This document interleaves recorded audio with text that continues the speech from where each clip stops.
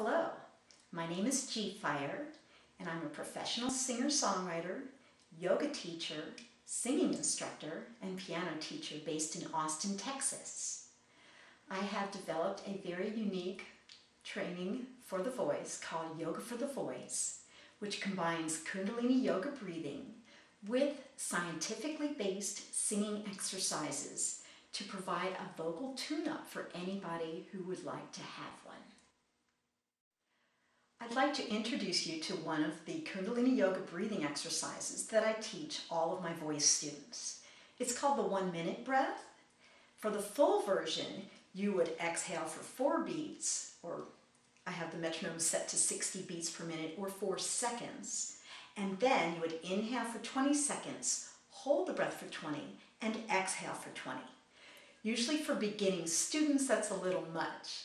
So what I start with is 8s. So we would exhale our breath to get the air out of our lungs for 4 seconds, inhale for 8 seconds, hold for 8 seconds, and exhale for 8. So I'm going to use my trusty metronome set to 60 BPM for 60 seconds. And you're welcome to try it along with me or try it at home later on. Ready, and exhale, 2, 3, 4.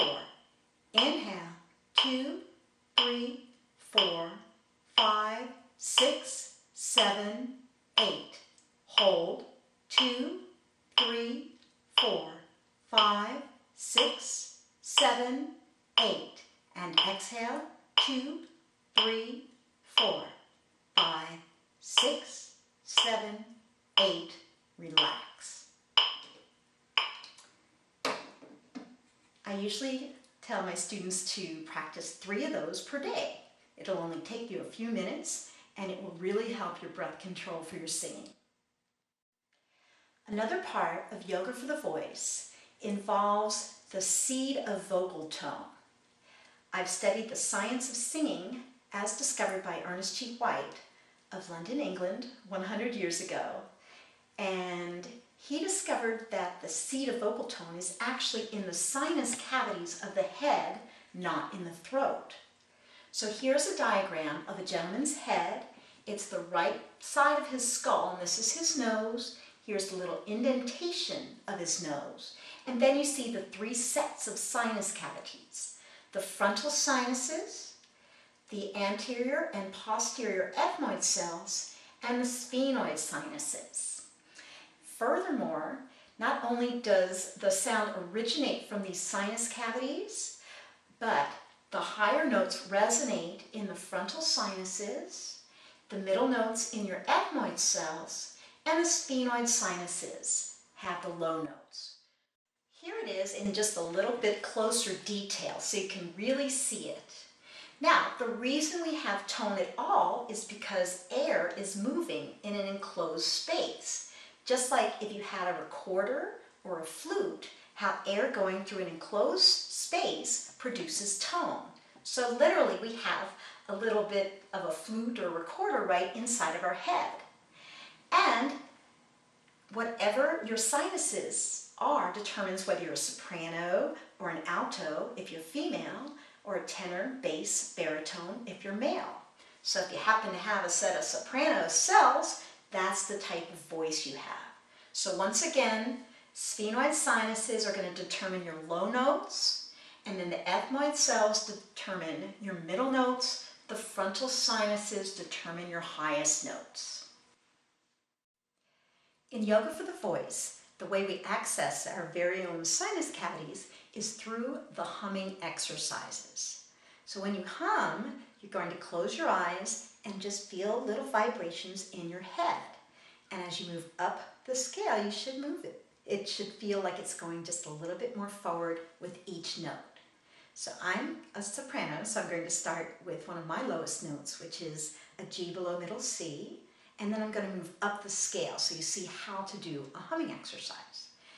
These exercises should be done light and pretty and relatively quiet.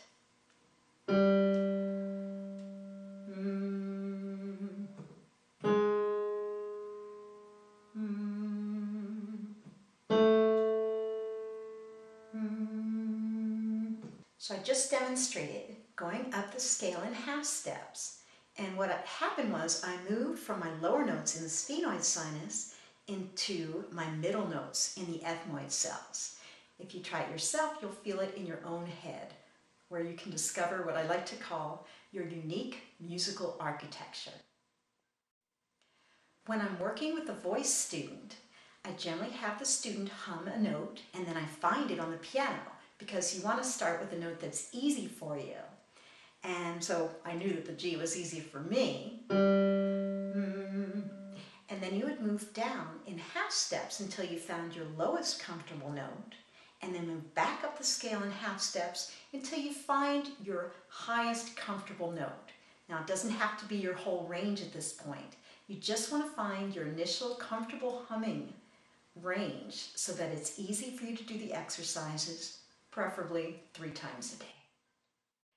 You've just learned a little bit about yoga for the voice. Actually, the first 2 parts of yoga for the voice. The first part is yoga breathing. The second part are scientifically based humming exercises. Then we move to the third part, which is full body exercises, which are similar to what you would do in a classical singing lesson.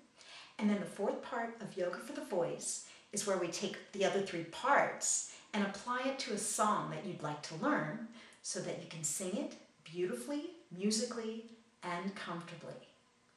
If you'd like to learn more about yoga for the voice, I have just written an article which is up on yogasangha.net. And if you'd like to learn more about me, you can visit my website, which is gfiremusic.com. Thank you so much for watching my video, and Sat Nam.